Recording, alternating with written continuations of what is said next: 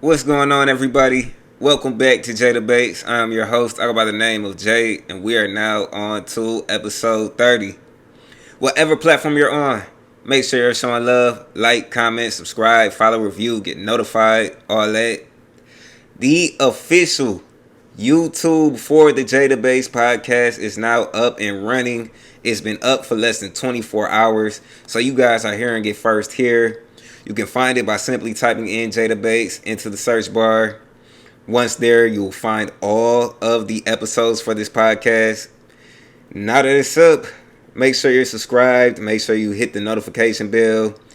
Check out the official website of this podcast, jdatabase.com. We sell quality merchandise on there with everything from shirts to hoodies to windbreakers to sweatshirts, etc. It's all available on the official site. If you missed episode 29, go back and check it out. It's titled Ranking the Top 10 Draft Picks So Far in the Summer League. The title is pretty self-explanatory, so I'm not going to elaborate any further. If it interests you, again, you can check it out. It's episode 29. Now, for episode 30, let's get into it. What we will be doing is we will be ranking the top 10 duos in the NBA. The NBA has had a lot of great 1-2 punches that are typically superstars paired with supporting stars. Think Luka and Kyrie Irving. Think Bron and AD. Think Giannis and Dame, and also a duo in Boston that won the 2024 championship that go by the names of Jayson Tatum and Jaylen Brown. Currently, there are much more duos in the NBA than big threes, which are teams that consist of 3 stars. Last season, the most talented duos throughout the league torched the NBA in nearly every way imaginable, and 2 of them even met up in the NBA Finals. Now, with that being said, again, we will be ranking from the bottom to the top. We're going to start from number 10 and we're going to finish at number 1. And yeah, I'm going to go ahead and list out the combined stats of each pair and also explain why they are ranked where they're at on the list. Starting off, we got at number 10 the Miami Heat duo of Jimmy Butler and Bam Adebayo. The 2 averaged 40.1 combined points per game, 15.7 rebounds per game, 8.9 assists per game, 2.4 steals per game, 1.2 blocks per game, 4 turnovers per game.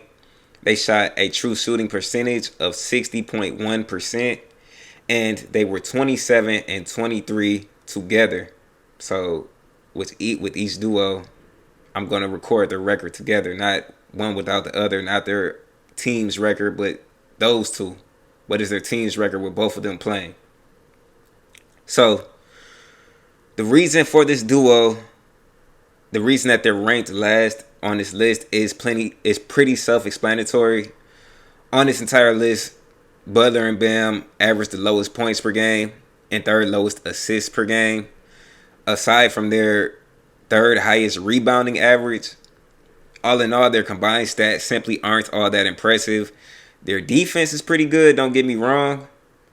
But regardless, these 2 were still just 4 games above 500 in the 50 games they played together. 27 and 23. They won 4 more games than they lost. So they weren't great, neither stat nor record-wise. And that's why, ultimately, they land at the 10th spot. I don't factor in the playoffs because Jimmy Butler was hurt and they never played as a duo. At number 9, we got the Kings duo of Domantas Sabonis and De'Aaron Fox. Together, they averaged 46 points per game, 18.3 rebounds per game, 13.8 assists per game, 2.9 steals per game, 1 block per game, 5.9 turnovers per game, and they shot a true shooting percentage of 60.2, and they finished with a record of 42 and 32 together. One of the more underrated duos in terms of production, De'Aaron Fox and Domantas Sabonis performed very well all around looking at their combined stats. They're second on this entire list in rebounds and assists per game, which is really good. To be honest, most of this all aroundness is really the result of Sabonis specifically being a triple-double threat every game in the 23-24 season. And I do mean every game. Sabonis played in all 82 games, and this duo only missed a combined 8 games in total. They are by far the most durable duo on this list, which is an advantage in its own right. But overall, despite their unheard of durability, they still were nothing special in terms of winning. You would think a duo producing as much as these two were and playing over 70 games together, you would think they would be much better in the win-loss category, but instead the results are rather mediocre. In fact, considering they didn't even make the playoffs last season, you could say the results are much less than mediocre. And despite their great stats, the two also averaged the second highest turnovers per game on this list. The numbers are definitely there, but their inability to win more games as a duo caused them to be ranked 9th on this list. At number 8, we got KD and D Book, aka Kevin Durant and Devin Booker. These two averaged 54.2 points per game, 11.1 rebounds per game, 11.9 assists per game, 1.8 steals per game, 1.6 blocks per game, 5.8 turnovers per game, and they shot a true shooting percentage of 61.8, and they finished the season 38-23 when playing together. The third best scoring duo in the league, KD and D Book, both somehow averaged the exact same 27.1 points per game this season. They're among the best duos in the league in terms of shooting efficiency and shot blocking as well. Now, this is about where the nice talking ends regarding this duo. After being embarrassingly swept by another duo on this list in round 1 of the playoffs, despite arguably having the better team in terms of talent, the Suns disappointed just about everybody. I can't understand for the life of me how a duo as good and experienced as these two simply cannot win. Both of these guys are near walking 30 pieces, and they have Bradley Beal to assist them with production. Their 38-23 record together may seem good to some, but I must say it's underwhelming to me because this duo is literally unstoppable on offense. We're talking about a player that scored 70 points at the age of 20, playing with a 4-time scoring champion. I get KD's older. I get it was their first real year together, but I have no excuse for a first round sweep. Injuries weren't a thing. They played a young team that was led by a 22-year-old. I have no excuse for that. So let's go ahead and move on. Ultimately, that first round sweep is what landed them at number 8. At number 7, we have the Philadelphia 76er duo of Joel Embiid and Paul George. Obviously, this duo hasn't played together yet, so it would be unfair to rank them too high up on this list. But I think I'm being pretty fair placing them at number 7. 2024 MVP Joel Embiid pairing up with 8-time All-Star Paul George sounds scary. I've elaborated on this potential fit in episode 17, saying, and I quote, "He, as in Paul George, will fit the team nicely due to his scoring abilities as well as his defense, which are both categories the Sixers need help in." End quote. I also stated, and I quote, "With PG added, Philly can less rely on injury-prone Embiid and go to George, who is not a ball-dominant player, knows how to play alongside stars and coexist with them, and also produces numbers on his own time. Them adding PG alone lowers Embiid's risk of injury due to lower usage. End quote. With these factors considered, I see the move as a win-win for both players. The only real negative for looking at this duo is that PG is 34 and nearing the end of his career. But like I said, I really like these two playing together on the same team. I think that it will go well. I think it's just one of them situations where since they have not played together or recorded any stats together, again, I can't rank them too high. But if I had to take a guess, I would think that they would be maybe a top 5 team in the future. Or not team, but duo. I think they would be a top 5 duo in the league for sure. And yeah, the fact that they haven't played together, that is the only reason I can't place them any higher on this list. So, moving forward, we got the Timberwolves duo of Anthony Edwards and Karl Anthony Towns. These two combined for 47.7 points per game, 13.7 rebounds per game, 8.1 assists per game, 2 steals per game, 1.2 blocks per game, 6 turnovers per game, and they shot a true shooting percentage of 60%, and they have a 40-19 record together. Comparing their numbers to everyone else's on this list, the best word to describe their performances is solid. They were a solid scoring pair, solid rebounding pair, etc. Nothing particularly great in terms of numbers. And they do tie for number 1 on this list in turnovers. But defensively, these two are one of the best duos in the league. Of course, blocks and steals are the only defense-based stats. But don't let those numbers fool you, as Ant was one of the best perimeter defenders for a guard, and Cat was one of the best in the paint defenders for a big. You may see this placement as too low on this list, but as we move forward, you will understand why they're here. There's just that many OP duos in the league right now. I understand they won more than twice the amount of games they lost as a duo, and I understand they went to the Western Conference Finals, which is beyond impressive. But every duo above them except one also won more than twice the games that they lost. And these two had some really good supporters around them to help them make that Western Conference Finals push, such as Defensive Player of the Year Rudy Gobert, such as Jaden McDaniels, who shot 53% from the field and 43% from 3 in the playoffs.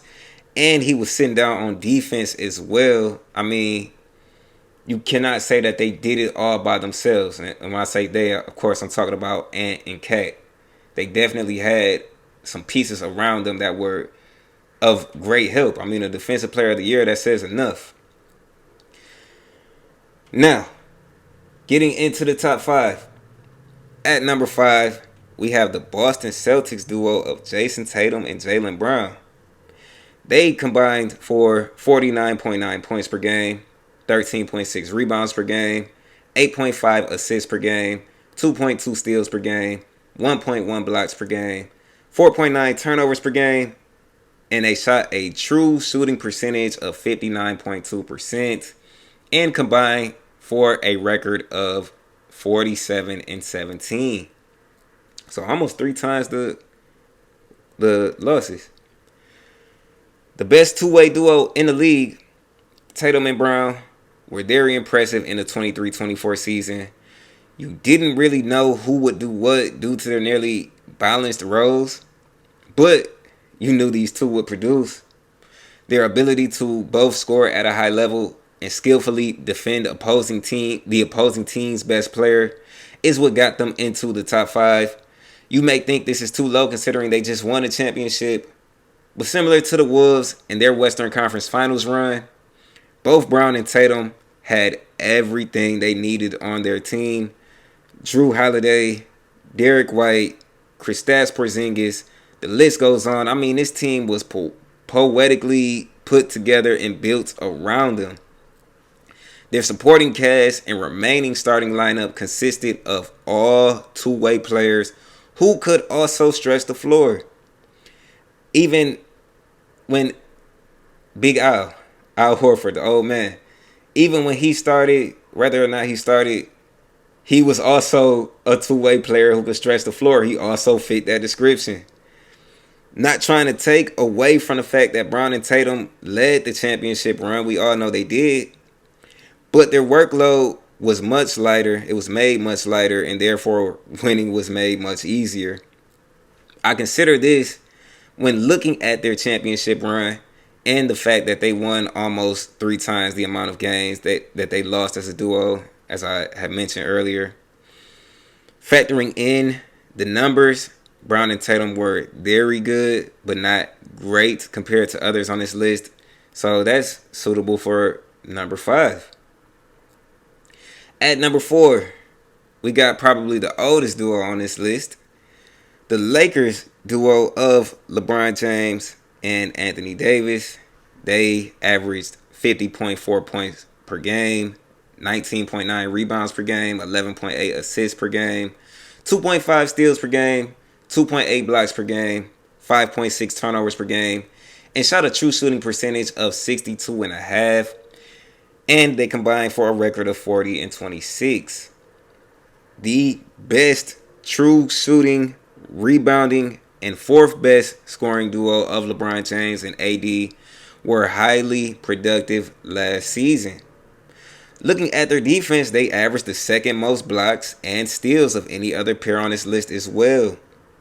LeBron's dominance and playmaking on offense, coupled with AD's rim protecting, rebounding, and scoring, have always resulted in these two being a nightmare duo for opponents to face. Their 40 and 26 record together is not bad, but could certainly be better. I do cut them more slack for this, however, than I do the Suns duo of KD and D-Book, because Brown is pushing 40, and despite the fact that they don't have a solidified big three like the Suns duo have with Bradley Beal, Brown and AD still have a higher winning percentage together than KD and D-Book. Not discounting D'Lo and Reeves being liable options on offense. But my point is, Brown and AD produce more, won more, and they're the much better all-around and two-way duo. And hell, at least they won one game in last year's playoffs against the defending champion Denver Nuggets. Overall, the two's all-around production, coupled with winning more than other duos also producing well on this list, specifically carried them into their number 4 spot.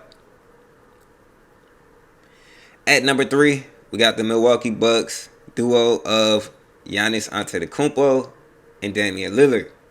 Together they averaged 54.7 points per game, 15.9 rebounds per game, 13.5 assists per game, 2.2 steals per game, 1.3 blocks per game, 61.9 true shooting percentage, 6 turnovers per game, and they have a combined record of 44 and 21.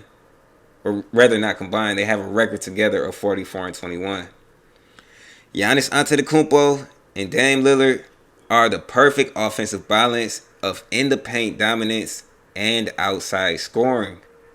The two average the 2nd most points per game, 3rd most rebounds, and 3rd most assists of any other duo on this list. They also possess the 2nd highest true shooting percentage. The numbers are admirable, and so is the record. They more than doubled their losses in the win category. Looking at the negative side, though, they are tied for the highest turnover average on this entire list. To address the playoffs, their first round exit cannot be counted against them because they never played together in the postseason due to Giannis being hurt. Their record together, though, is a good sign of things to come for this upcoming season's playoffs, assuming neither player gets hurt. Now, we are on to the top 2. At number 2, we've got the Denver Nuggets duo of Jamal Murray and Nikola Jokic. The two combined for 47.9 points per game, 16.5 rebounds per game, 15.5 assists per game, 2.4 steals per game, 1.6 blocks per game, 5.1 turnovers per game, shot 61.8% true shooting, and have a record together of 44-14. The championship duo of 2023, Jamal Murray and 2024 MVP Nikola Jokic, were unreal last season. They averaged the most assists, second most rebounds, third most steals, third lowest turnovers, and third highest true shooting percentage. If being top 3 in 5 categories wasn't convincing enough as to why they're a top 2 duo, they're also the only 2 on this list to win over 3 times as many games as they lost together. The numbers are there, and so is the winning. Their run this season would surprisingly be cut short, though, after being eliminated in just the semifinals of the playoffs.